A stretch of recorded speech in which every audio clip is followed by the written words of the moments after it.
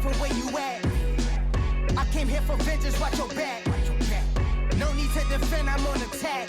Sorry they can't reply, but I guarantee they had a blast. Pop, pop, pop, pop, I be on the next to only ya. I am fresh to death.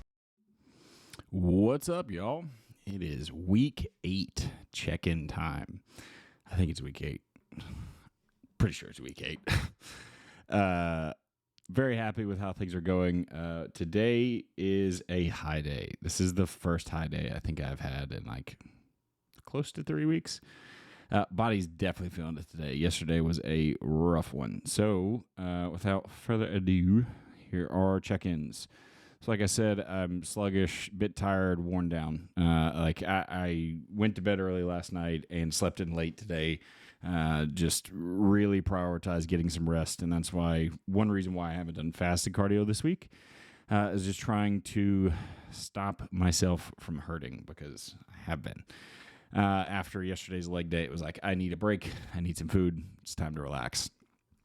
Because let's find out exactly how many low days I've had. So since yesterday, all of these were low over the weekend. I didn't weigh myself because I didn't take my scale with me out of town. All of these were low.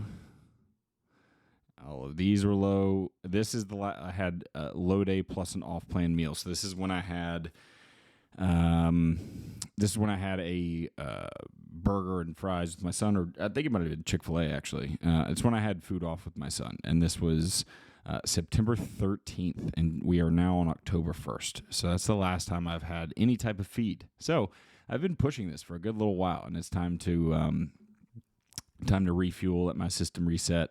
So I'm going to see how today responds with the high day, and see what my weight is tomorrow to make a decision on if I have another high day tomorrow. I may just need the one, and then I'm right back to it, or maybe I need a couple of days of feeding. Looking at pictures today, I'm down 2 pounds on the week, and then I'll have to take a look at the average here in a second. I wasn't paying attention just a second ago, but waist is definitely tighter, legs are tighter. There's a little bit more predominance to like my chest and shoulders here, but I actually am kind of like a little bit more opened up than I am here, where I'm just kind of chilling. Hamstrings are definitely tighter from the side, not really flexing or anything, so it is hard to see, and it's a little brighter today. My brightness is up. I use that light for a lot of different things, so I need to pay attention to what the actual setting is. But very happy with like how this looks. Going into actual posing, legs are definitely tighter. Midsection is definitely tighter. I'm pulling that vacuum in way better. I think I actually like this position a little bit. I'm not sitting back quite as much as I am here. I'm kind of like, I'm leaning back a little too far on the left. Here, I'm kind of just sitting right into it. Arms are definitely a bit tighter. Chest is showing a little bit more detail. Everything through here is a good bit tighter. Same thing with the midsection. I'm pulling the vacuum better. Like, again, better positioning. I'm not opening up too much up here. My legs are watery. Like they're tighter today, but they're watery because I flipped around training. So I did legs yesterday, which is not usually the case. Usually I've had 2 rest days before I do the check-ins from legs. So they're a little watery today, and they hurt today. My legs are killing me. But you can see here, I'm holding my midsection better here. I'm actually pulling this in versus letting it sit out here, where this is like my hernia mesh kind of sitting out visually. If I don't pull it in and contract it, it looks a lot worse. And then looking at like how my upper body looks these days, I think where I spread put my leg out to the side, it just doesn't look quite as good as it used to when I was bigger and my upper body was wider. So I think a little bit closer stance I like better right now. I like my midsection here. I like my chest and shoulders here. Like this side over here has a little bit more like give to it. Like it shows a little bit better. And then same thing here. This isn't a side tri that I would be able to do in the open class. I'd have to do a side tricep. After I competed in 2023 is when Tyler Mannion came out and said he didn't want to see this pose as a side tricep because Andrew had done it. And he used Andrew as the example. Again, a bit bright here, so a little washed out, but legs look good, back looks fine. Like we're still moving in a positive direction.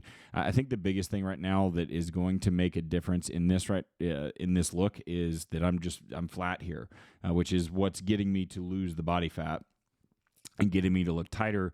So I'm kind of curious to see how things look tomorrow after I feed myself. So I might end up taking some pictures tomorrow and the day after just to see how the body changes with some food. But overall, like, I'm very happy with how things are going, so I'm not going to be changing anything. Supplement-wise, everything is still the same. Nothing's going to change from this. The AOD will be gone before long. Actually, I do need to change this because AOD is going to be coming out before long. I only have a couple more shots of that left, but I am now adding in the 5 Amino, which is 100 micrograms a day. So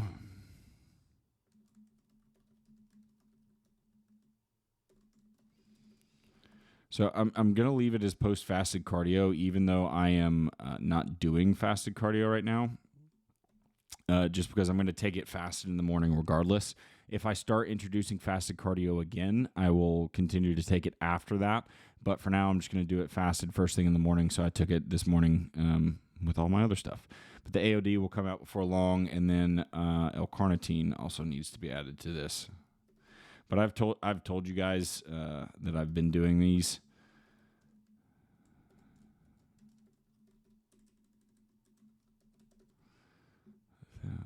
Milligrams, 500 milligrams per.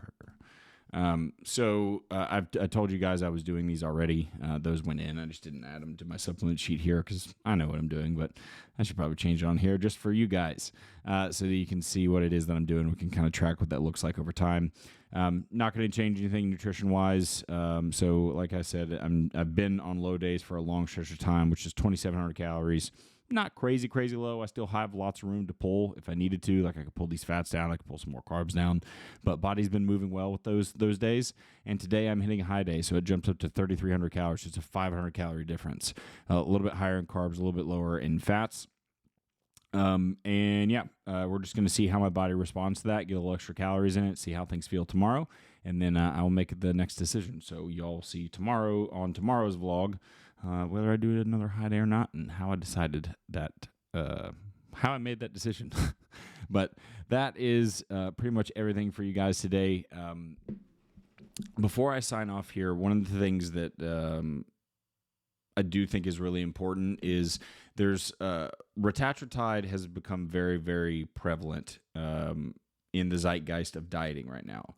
And I do like it a lot. It is a very good product. But one of the things that we need to keep in mind is, we've seen some stuff with the GLP-1s like Ozempic, where people took it for too long at too high of doses or whatever it might be, and they started to have some pretty bad side effects. So I have been more hungry recently, but it's not so bad that I need to increase it. So I'm probably going to keep it at 2 milligrams for a while, even though the scalability of it is definitely higher than that.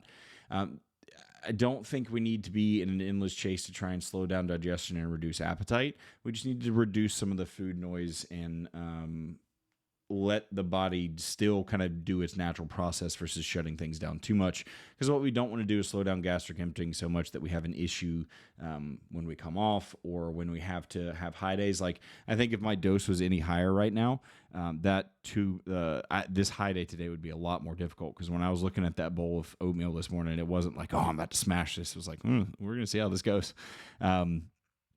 So just some things to keep in mind there is just use enough to keep body fat rolling off, keep your appetite at bay so you're not just constantly thinking about food, and then rely on other pathways like the 5 Amino, AOD, carnitine, different things that you can, there's a ton of different options you can put in play, but these are some of the ones that I've been using that have been very effective. So rely on other pathways to speed up that fat loss that doesn't necessarily affect your GI system.